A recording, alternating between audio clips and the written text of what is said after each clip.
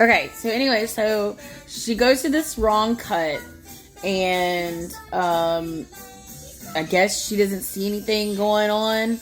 Anyways, when she went to that next cut, the guy that I saw that actually was hiding that box in that area, I saw his face, okay? So as he was coming out, I knew who he was.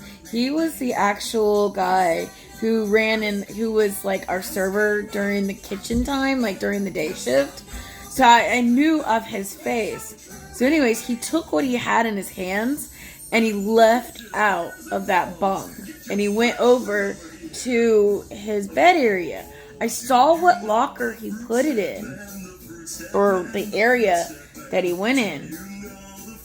I really didn't see anything about that. But anyways, so then my sergeant at the time, don't like him either.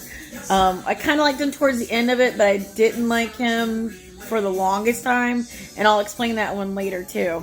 But anyways, and he's retired now too. So he liked my husband more than he liked me, but it's okay. It's whatever. So he didn't like me because of that night. So that's when it started.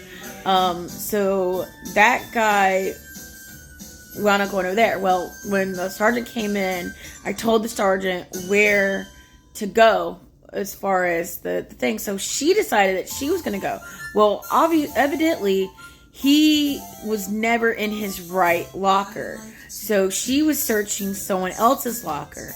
Well, she didn't know that because they switch lockers sometimes. Anyway, so she started going through some guy's locker that wasn't supposed to be his locker, but she wasn't going through it. And she didn't have, like, no radio or nothing. That's not my fault. She's the one that decided to come over there with no radio. Anyways, and all I did was ask for some assistance. You know, it wasn't like it was an emergency. I just asked for some assistance to try and catch it. Anyways, so she and that guy started getting into it. At this time, we didn't even have weapons. We don't have weapons. We don't have no mace, nothing. They started getting into it. Well, she wound up coming back in. They never found the stuff, right? Okay, so later on, we were doing a shakedown. I actually got to shake him down.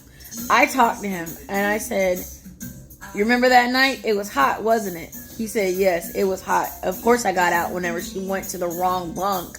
After she went to the right one, I walked away. I got away with it. And I was like, yeah, you got me in some shit that night. It was horrible.